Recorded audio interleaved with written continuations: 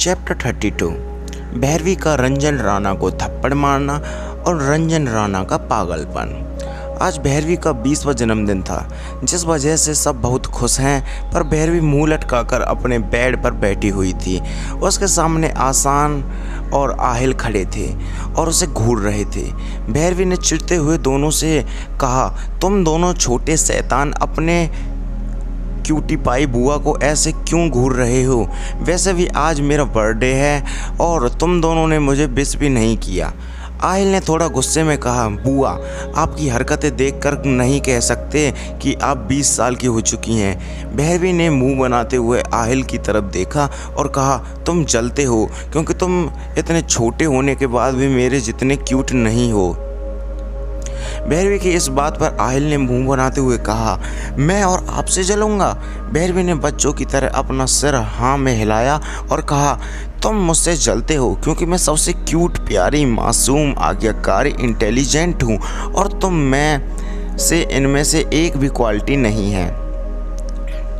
अरमान ने भैरवी की तरफ देखते हुए थोड़ा इरिटेट आवाज़ में कहा, अगर आपका हो गया हो तो मुझे कुछ इम्पोर्टेंट बात करनी है। भैरवी ने अच्छे बच्चों की तरह अपना सिर हिलाया और अरमान से कहा, कहो। अरमान ने भैरवी की तरफ देखते हुए कहा, मुझे सच सच बताइए, आर्यन मल्होत्रा से आपका क्या रिश्ता है? यह नाम सुनते ही भैरवी थोड़ा शक पका गई। उसने हक लाते हुए कहा, तुमने यह नाम कहाँ से सुना? अरमान ने घर घूर कर भैरवी की तरफ देखा और कहा, वह मैं आपको बाद में बताऊंगा, पहले मुझे सच बताइएगा वरना मेरे पास और भी तरीके हैं। भैरवी ने अपना मुंह बनाकर कहा, वह मेरा पति है। अरमान ने घूर कर भैरवी की तरफ देखा और कहा, क्या आपने नहीं कहा था कि आप मुझसे अपने सारे सीक्रेट शेयर करेंगे? तो फिर आपने यह बात मुझे क्यों नहीं बताई? अरमान ने यह सब गुस्से में कहा। इन 2 सालों में अरमान और भैरवी की बॉन्डिंग बेस्ट फ्रेंड्स की तरह हो चुकी थी। हालांकि अरमान भैरवी से हमेशा गुस्से से ही बात करता था, पर भैरवी उसके गुस्से में छुपे उसके केयर को अच्छे से समझती थी। भैरवी ने थोड़ा हक लाते हुए कहा, अरमान तुम अभी बच्चे हो और मैं ये सब तुम्हें नहीं बता सकती। जब तुम थोड़े बड़े हो जाते तब मैं तुम्हें बताती, और अभी मेरी शादी वादी करने का कोई प्लान नहीं है। अरमान ने कहा, ठीक है, पर आपने इस बारे में और किसी को क्यों नहीं बताया? इस पर भैरवी ने मुस्कुराते हुए कहा, नहीं, पर मैं आज बताने वाली हूँ। इनफैक्ट आर्यन आज जयपुर आने वाला है, बस बिजनेस ट्रिप के लिए लंदन गया हुआ था और मैं वहाँ पर उसे सबसे मिलवा दूंगी। अरमान ने हाँ में सिर हिलाया और आगे वह भैरवी से पूछा, यह सब छोड़िए, पहले मुझे आप ये बताइए कि आपने आरजू का चॉकलेट चुराया और खाया क्यों था, जबकि घर पर यह बात सब अच्छे से जानते हैं कि मैं आहिल चॉकलेट नहीं खाते? क्या आप में दिमाग की कमी दिन व दिन घटती जा रही है? जिस हिसाब से आप हरकतें करती हैं, मुझे पक्का यकीन है कि आपके दिमाग में भूसा भरा हुआ है। पता नहीं आर्यन मल्होत्रा को आप कैसे पसंद आ गई। इतना कहकर अरमान एटीट्यूड के साथ रूम से बाहर चला गया और अरमान के पीछे आहिल भी बाहर चला गया। वह भैरवी अपना मुंह फाड़कर अरमान की तरफ देख रही थी। अरमान के वहाँ से जाने के बाद भैरवी ने खुद से कहा, यार अरमान ने अभी अभी मुझे डम कहा और यह भी कहा कि आर्यन ने मुझे कैसे पसंद किया। इसका कहने का क्या मतलब है? क्या मैं बेवकूफ़ हूँ? इतना कहकर भैरवी जोर से चिल्लाई, अरमान, अरमान के बच्चे, मैं तुम्हें छोड़ूंगी नहीं। तुम्हारी हिम्मत कैसे हुई क्यूटी पाई भैरवी से पंगा लेने की? भैरवी राठौड़ तुम्हें छोड़ेगी नहीं, अरमान के बच्चे। तो आइए जान लेते हैं आर्यन मल्होत्रा के बारे में। आर्यन मल्होत्रा मल्होत्रा इंडस्ट्रीज का एकलौता मालिक है। मल्होत्रा इंडस्ट्रीज एरिया में नंबर 2 पर आती है। जैसा कि आप सब लोग जानते हैं कि राठौड़ कॉरपोरेशन दुनिया में नंबर 1 पर आती है और अरमान के कंपनी और कॉरपोरेशन दुनिया में नंबर 3 पर आती है। तो इन दोनों के बीच में आते हैं मल्होत्रा इंडस्ट्रीज। दोपहर तक सबने जयपुर जाने की तैयारी कर ली थी। घर के बाहर आंगन में उनका प्राइवेट जेट अभी लाया हुआ था। पूरी राठौड़ फैमिली सीधे जेट में जाकर बैठ गई और उनका जेट जयपुर के लिए उड़ान भर गया। अरमान अपनी सीट पर बैठकर बाहर के नज़ारे देख रहा था। पता नहीं पर उसे कुछ अच्छा नहीं लग रहा था। और मैंने अपने साइड में देखा, भैरवी सीट पर नहीं थी। उसने अपनी नज़र घुमाकर देखा, भैरवी चैट में आरजू, रेहान और राहिल के साथ मस्ती कर रही थी। वह भैरवी की हरकत देखकर अरमान के फेस पर एक स्माइल आ गई। अरमान जानता था भैरवी सिर्फ उम्र में बड़ी हुई, यह हरकतें अभी भी आरजू जैसी ही हैं। जब सब लोग दोपहर के 4 बजे तक जयपुर पहुंच चुके थे, सब थके होने के कारण अपने रूम में सोने चले गए। आज रात के 12 बजे सब भैरवी का बर्थडे सेलिब्रेट करने वाले थे, पर हमारी भैरवी शैतानी की पुड़िया कुछ और ही सोच कर बैठी हुई थी।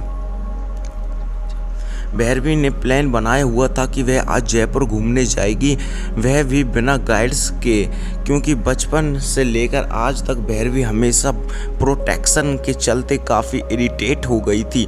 भैरवी जहां जाती है उसके पीछे 4 हट्टे कट्टे बॉडीगार्ड चलते रहते। भैरवी को उन्हें देखकर ऐसा लगता जैसे उसके पीछे सांड चल रहे हैं। सब लोग अपने रूम में जा चुके थे। हॉल में अभी सिर्फ भैरवी, अरमान और राहिल मौजूद थे। भैरवी ने अरमान और आहिल से कहा, तुम दोनों जाकर अपने रूम में सो जाओ।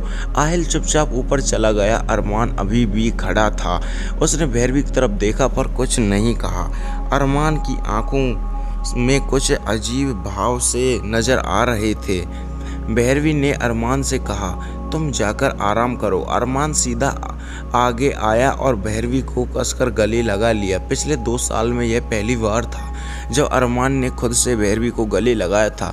भैरवी ने उसकी पीठ थपथपाते हुए कहा, क्या हुआ मेरे लिटिल हैंडसम बॉय, आज आकर तुम्हें बुआ पर इतना प्यार कैसे आ गया?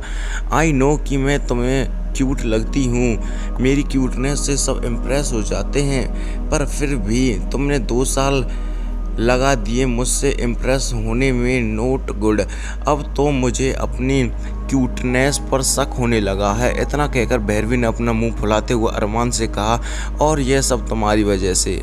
अरमान ने भैरवी की तरफ देखा पर कुछ नहीं कहा और चुपचाप अपने रूम में चला गया। सबके जाने के बाद भैरवी ने अपने आसपास देखा। उसके आसपास सिर्फ नौकर थे। भैरवी महल से बाहर सीधा गार्डन में चली गई। उसने देखा गार्डन में रंग बिरंगे फूल लगे हुए थे। भैरवी उन फूलों को देखते हुए अपने में ही खुश होने लगी। भैरवी ने सोचा कि अगर कार से जाएगी तो उसके पीछे बॉडीगार्ड भी आएंगे। आज उसने पार्क का प्लान बनाया था कि वह बिना किसी को बताए जयपुर घूमने जाएगी। उसने देखा कि बॉल कंपाउंड के पास कोई नहीं है। उसने वहां पर टूट पर से टूल चढ़ाया और बॉल कंपाउंड से कूदकर महल के बाहर भाग गई। महल में कोई नहीं रहता था और आज ही राठौर फैमिली आई थी, जिस वजह से नौकर कमी थी। इस वजह से यह मौका आज भैरवी को मिल गया, वरना महल की सुरक्षा के लिए हमेशा 100 से ज़्यादा बॉडीगार्ड्स और गार्ड्स लगे रहते थे। वह भैरवी बाहर गई और अपने मोबाइल से एक कैब बुक की। देर में वहां पर आ गई। भैरवी उस कैब में बैठी और उसे जयपुर के फेमस जगह पर घुमाने के लिए कहा। कैब वाले ने भैरवी की तरफ देखते हुए कहा, मैडम आपको यह भी नहीं पता कि आपको कहाँ जाना है? भैरवी ने गुस्से से मुंह फुलाकर ड्राइवर से कहा, अरे भैया नहीं पता, इसलिए तो आपसे कह रही हूँ, आप मुझे अच्छी जगह लेकर चलो। मैं आपको आज पूरे दिन का जितना भी होगा पूरा पे करूँगी। क्या? ड्राइवर ने भैरवी से कहा।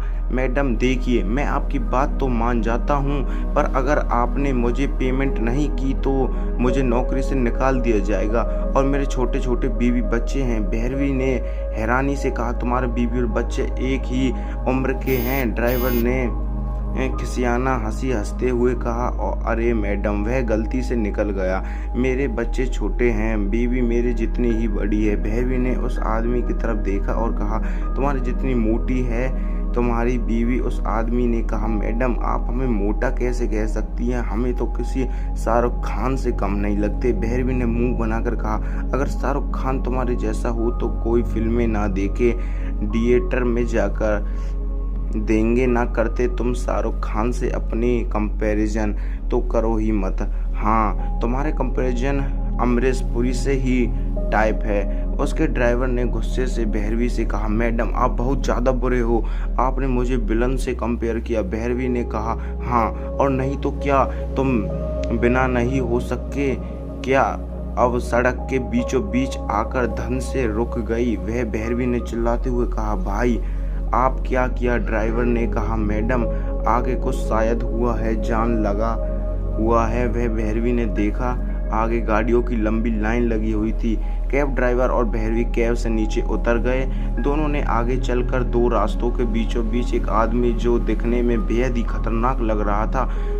उसकी दो बड़ी बड़ी मूछें थी। हालांकि वह दिखने में इतना भी बुरा नहीं था, पर उससे नेगेटिव वाइब्स आ रहे थे। वह कार के बोनेट पर लेटा हुआ था और उसके सामने चार लड़के एक लड़की को पकड़कर खड़े थे। वह लड़की लगातार रो रही थी, पर उसमें से किसी को कोई दया नहीं आ रही थी। भैरवी चुपचाप जाकर अपने सामने चल रहे सीन को देखने लगी।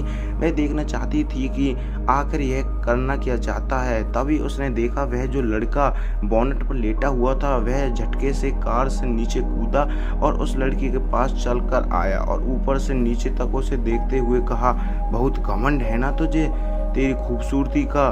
तेरी हिम्मत कैसे हुई मेरे आदमी को ना कहने की।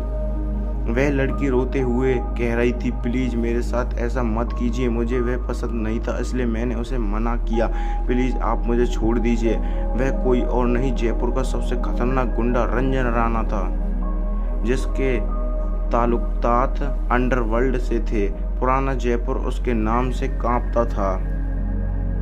रंजन राणा ने झटके से उस लड़की की ओढ़नी खींच कर फेंक दी। रंजन का राणा आगे बढ़ा और उसने उस लड़की के सीने को छूने की कोशिश की, पर रंजन राणा कहाँ मानने वाला था। इससे पहले कि वह उस लड़की को कुछ करता, तभी भैरवी ने उसके गाल पर एक चांटा मार दिया। अपने सामने देख उसको एक बेहद ही खूबसूरत 19-20 साल की लड़की खड़ी थी, जिसकी खूबसूरती किसी परी से कम नहीं थी।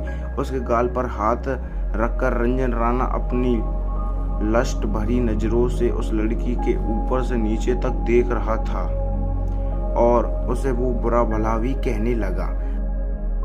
रंजन राणा ने अपने उस गाल पर हाथ रखते हुए कहा, भैरवी गाड़ी में लगातार झटपटा रही थी, पर उसकी आंखों से आंसू नहीं दे रहे थे। उसने खुद को काबू करके रखा हुआ था। उसने अपने मन ही मन कहा, आर्यन कहाँ है आप? आपके जान को आज आपकी ज़रूरत है। आर्यन इतना कहकर भैरवी ने अपना सर कार के पीछे टिका दिया। रंजन राणा तेजी से ड्राइवर करता हुआ वह भैरवी को कहीं लेकर जा रहा था। तो क्या होगा आने वाले एपिसोड में, क्या करेगा रंजन राणा भैरवी के साथ, और आखिर ऐसा क्या हुआ था अतीत में जिस कारण अरमान ने रंजन राणा को इतनी दर्दनाक मौत दी। जानने के लिए बने रहिए हमारे इस चैनल पर। तो मिलेंगे गाइस एक और नए एपिसोड में। यार आप लोग आजकल सपोर्ट नहीं दिखा रहे हो मेरे, आजकल बहुत ही ज़्यादा लोग अनसब्सक्राइब कर रहे हैं चैनल को। तो गाइस यार प्लीज़ सपोर्ट दिखाओ, वरना यार वीडियो बनाने का बिल्कुल मन नहीं करता, वरना मैं डेली एक एपिसोड ज़रूर डाला करूँगा। तो